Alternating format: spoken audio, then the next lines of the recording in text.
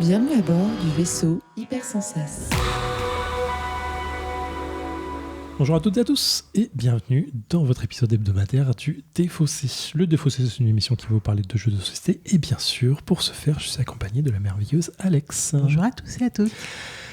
Alex, est-ce que tu es prête à prendre ton arme, à la charger comme il faut et aller buter du monstre à tout va dans les rues? Vous ne le voyez pas, mais j'ai dit 3 fois oui avec la tête.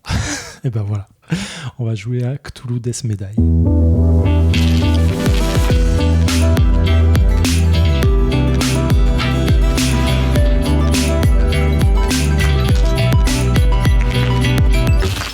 Alors le défaut, c'est pour ceux qui ne connaissent pas, ça se passe en 3 parties. Dans une première partie, je vais présenter Cthulhu Death Medaille à Alex. Dans une seconde partie, nous allons jouer. Dans une troisième partie, nous allons venir débriefer tout cela. Pour commencer, donc Cthulhu Death Medaille, on va jouer à la peur de l'inconnu qui représente la saison 3, mais on va aussi on va du coup jouer à la saison 4, parce que toute cette émission commence par l'envoi d'Asmodée qui envoie que l'extension et qu'on a essayé de récupérer le boîte de base pour pouvoir jouer. Donc c'est un jeu reçu par Asmodée directement. C'est un jeu de Rob Daviau, Eric Lang et Marco Portugal. Oui, vraiment. Sachant que Marco Portugal est arrivé sur la saison 3 de mémoire. Et le jeu de base, donc c'est Rob Daviau et Eric Lang.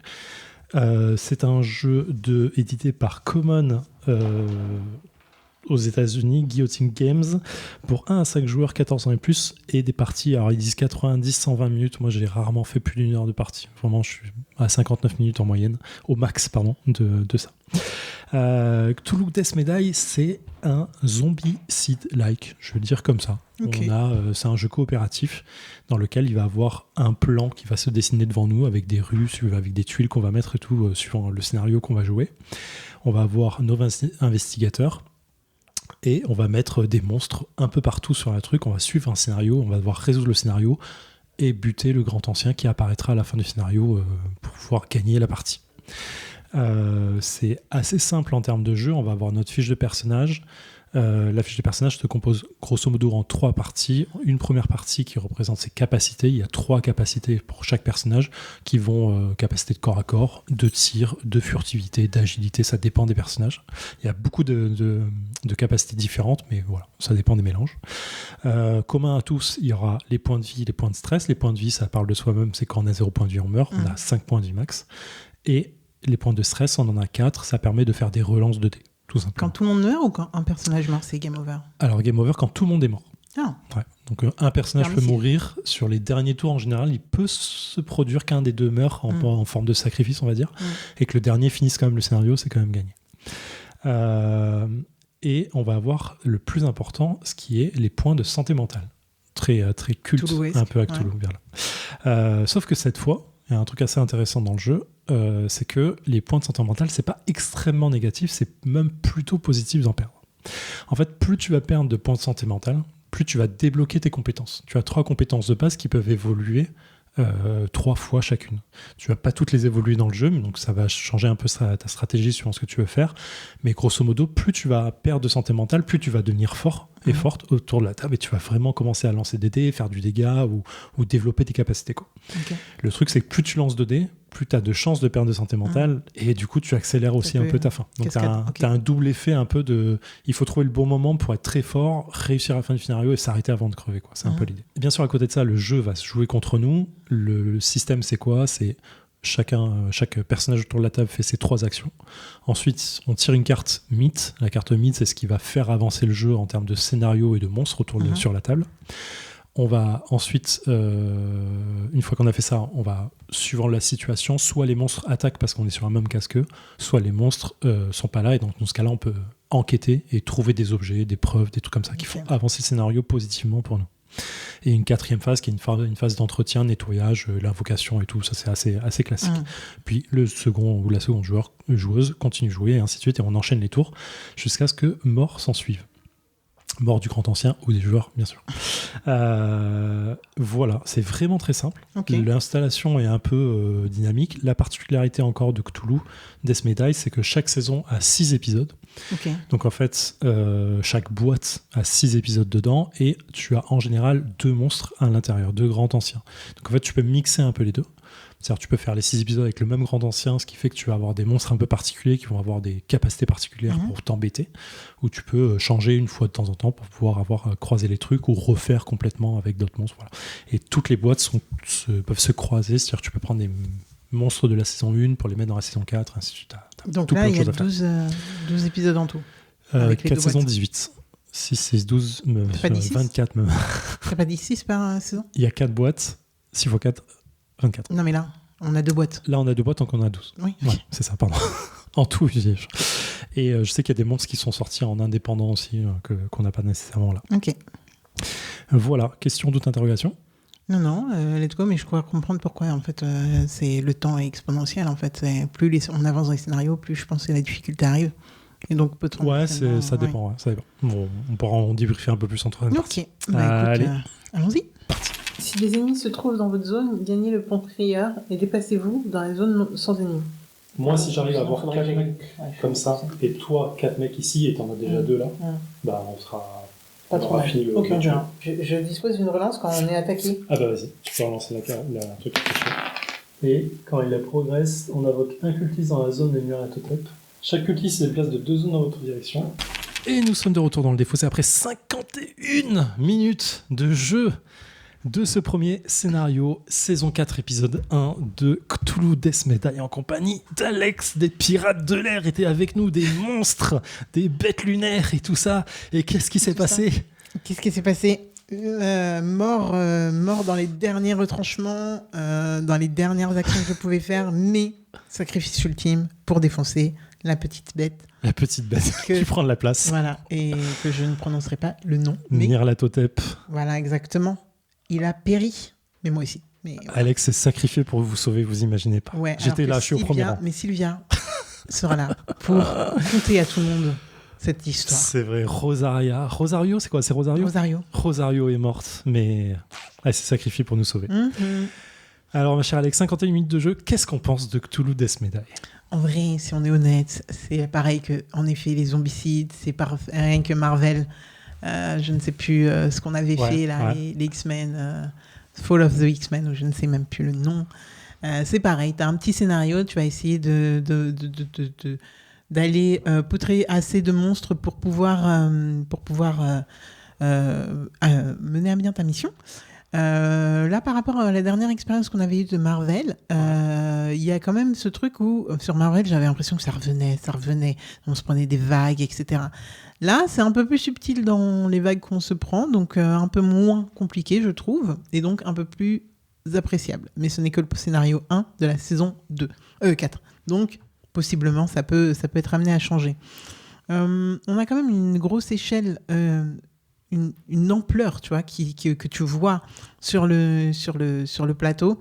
En fait, dans le scénar, je trouve quand même que c'est beaucoup mieux amené que ce qu'on a pu avoir dans Marvel précédemment. Ne serait-ce que parce que la bestiole arrive, tu sais qu'elle arrive, tu la vois avancer. Pareil, ta folie, tu vois toutes les progressions en fait du jeu, ta puissance, tu la sens. Et en plus, tu choisis à quel point, sur quoi tu vas miser ta puissance. Et en fait, ouais, voilà, tu as des steps. Donc, ça te raconte une histoire quand même. Rien que le fait d'avoir des steps, ça te raconte une histoire, ça te met en situation. Tu es un peu plus imprégné du truc. Donc, c'est appréciable. Par contre, comme toujours dans ce genre de jeu, mise en place. Moi, j'étais sur le banc de touche, je te regardais faire. J'étais en mode, mais c'est un enfer. Mais c'est toujours un peu un enfer, surtout pour ce temps de jeu, en fait. Tu te dis, c'est très court. Après, je n'en doute pas, quand tu l'as déjà installé, peut-être que tu fais plusieurs scénars à la suite.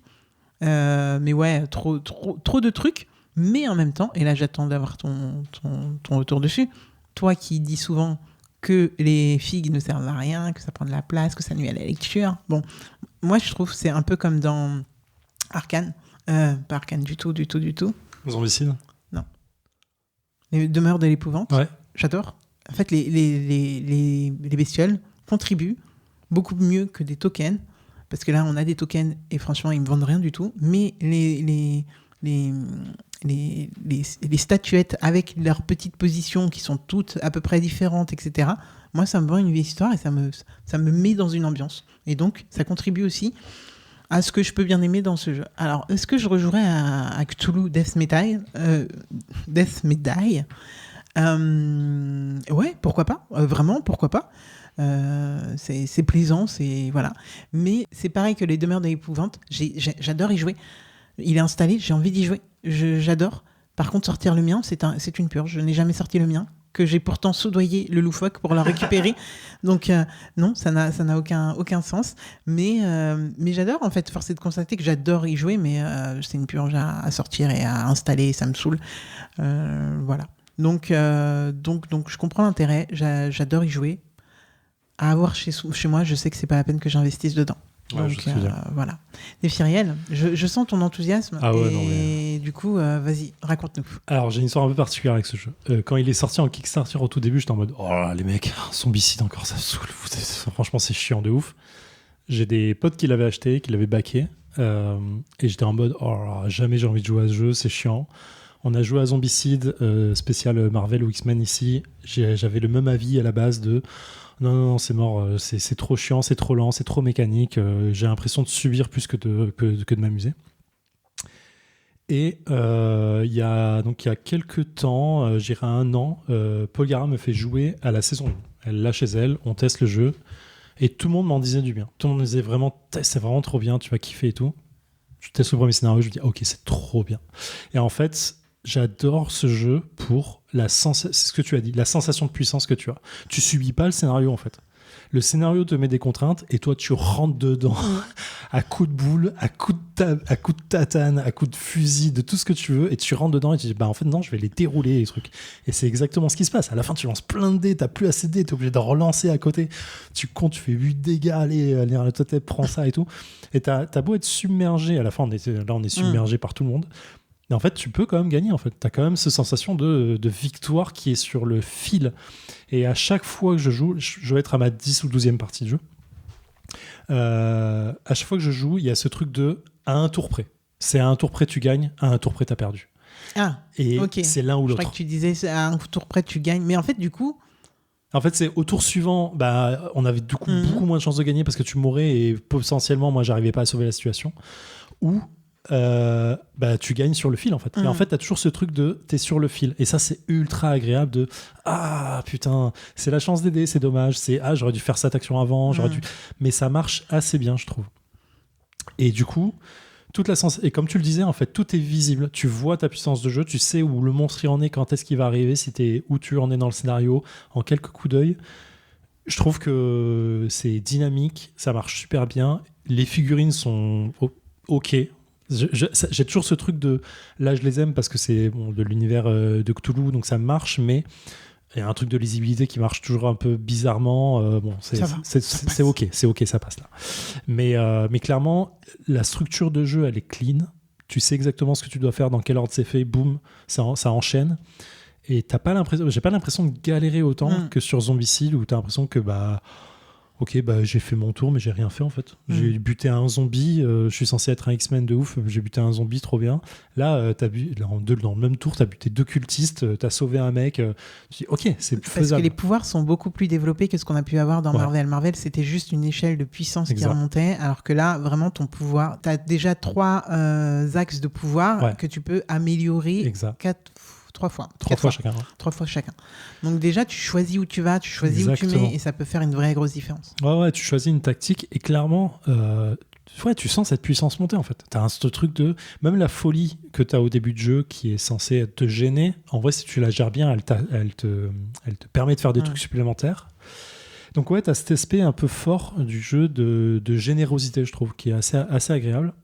Tous les persos se ressemblent pas, donc t'as vraiment des trucs qui sont... Parfois tu fais des combos de persos qui sont ultra fumés, c'est super agréable à jouer, et vraiment t'as ce petit sel qui est super intéressant de tu vois les monstres qu'il y a, tu vois comment tu vas arriver à la fin du scénario, tu vois comment ça va se terminer assez facilement, et je trouve que c'est assez agréable. Donc clairement j'ai fait une partie de la saison 1, une partie de la saison 2, j'ai jamais vraiment fini parce que ces scénarios à chaque fois j'ai jamais pu finir.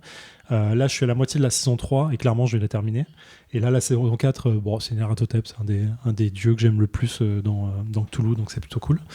Les figurines sont belles, ok, c'est ok, je trouve que c'est toujours une débauche de plastique pour pas grand chose, mais c'est une autre pour une immersion, ouais, on va dire. Mais voilà, je trouve qu'ils ont réussi un truc que je trouve assez agréable pour ce type de jeu en tout cas. Là, c'est clairement moi, c'est ce type de jeu qui me plaît. En fait, en vrai, ils ont carrément, je pense, playtesté leur jeu. Ils se sont demandé comment équilibrer, en fait, tout simplement, parce que plus tu deviens fou et donc tu as plus de pouvoir, plus tu peux en plus courir des risques de devenir fou, folle, de plus en plus vite. Ce petit équilibre de tu deviens très fort, mais ça va vite se terminer. De fou. Par contre, ce qui me déçoit un peu, c'est ce que tu viens de dire. Sur 10-12 parties, tu as toujours eu ce truc de sur le fil à la fin. En fait, moi, j'aurais bien aimé avoir ce... Parce que oui, quand ça arrive, c'est épique et t'es trop à fond. Ouais. Sauf que si ça arrive à chaque fois, tu vois, c'est relou. Ouais, je trouve que ça... C'est un film en tout cas, pour l'instant, ça marche. Pour moi, c'est un film de The Rock, quoi. Ouais, je vois ce que tu veux dire. Donc, moi, j'aurais bien aimé que t'aies des scénarios que tu perdes à chaque fois si tu ne le fais pas dans le bon ordre, dans le bon sens. Peut-être que ça existe sur la fin. J'ai jamais fait une fin de saison, hein, donc s'il faut, c'est ça sur la fin, en vrai. Et que t'aies d'autres scénars où, en fait, t'as tout bien déroulé. Bon, après, je dis pas que là, on a bien joué, donc ça se trouve, il y a eu des couacs, mais... Ouais. Et si tout se déroule bien sans accro, il n'y a pas une débauche de trucs qui arrivent d'un seul coup sur une case et qui peuvent te défoncer. Non, au final, toi, tu as maîtrisé ton jeu, donc tu t'en sors et tout le monde s'en sort plutôt bien. Tu vois, je que tu puisses avoir toutes les variations du jeu. Ouais, je comprends ce que je veux dire. Donc ça me déçoit un peu, mais bon, après, ça ne m'empêchera pas de jouer. Ouais, peut-être, je te dis, à chaque fois, je me suis arrêté qu'à la moitié des saisons, donc peut-être que sur la deuxième moitié, ça devient soit plus difficile, soit plus permissif, je sais pas. Mais en tout cas, tu reprends toujours tes persos niveau 0. Donc, ce qui est plutôt bien parce que sinon c'est injouable. Mais voilà, ce qui est cool aussi, c'est que tout est interchangeable. Donc à chaque saison, tu as plein de persos différents et tout. Et pour le détail des personnes qui jouent beaucoup à Horror Arkham ou à ce genre de jeu, vous n'avez pas les mêmes persos qui sont assez connus et iconiques. La petite fille. T'as pas, je sais plus comment c'est la petite fille, mais t'as pas Jenny Barnes, t'as pas des trucs comme ça qui sont assez iconiques dans Horror Arkham. Là, c'est pas du tout la même licence pour ça. On a vraiment des persos qui partent en couille. Là, j'ai Sylvia, c'est une ancienne cultiste repentie. C'est pour ça elle prêche. Ouais, pour ça elle prêche. C'est pour ça qu'à chaque fois que je tuais des cultistes, je récupère du stress parce qu'elle se vengeait. Okay. Dans la saison d'avant, t'as un mec, un artiste du cirque avec une barre à mine qui tape sur les gens. Je dis, t'as un médecin qui est avec sa scie à os et qui tue les gens. C'est vraiment. J'ai un moine Shaolin. Oui, il y a un moine Shaolin sur le côté. C'est vraiment. Et moi, j'ai joué une tank en fait. Voilà, j'adore. Ouais. Les tanks, c'est mes persos. Mais une tank qui visait à distance. Donc, avec un fusil d'assaut. Bien. Ça se passait très bien. Super bien. Donc voilà, Cthulhu Death Medaille, extension, donc saison 3, saison 4, là pour le coup, un jeu, donc on disait de Rob Davio, Eric Lang et Marco Portugal de chez Simone. 1 à 4 joueurs, 14 ans et plus pour les parties de 90 à 20 minutes. J'imagine que si on rajoute 2 personnes autour de la table, on arrive facilement à 90 minutes. Peut-être qu'on peut trouver facilement, plus rapidement. Ouais, il y a plus d'action. Toutes les fins de tour des monstres se font, donc il faut quand même les faire. Ça rajoute de l'action, ça rajoute plein de choses. Et je pense que ça ralentit beaucoup le scénario. Je trouve qu'à 2, c'est vraiment la forme la plus agréable du jeu. Là. Elle est trop bien, quoi. Et voilà, en tout cas, pour moi, c'est un gros coup de cœur. Merci à Asmodée pour le jeu. Merci à José, parce que vraiment, ça a été dur de le relancer pour avoir le jeu de base. Merci à lui pour sa patience, surtout. Et voilà, ma chère Alex. Oui. On se retrouve la semaine prochaine. Exactement. Tu seras aux commandes.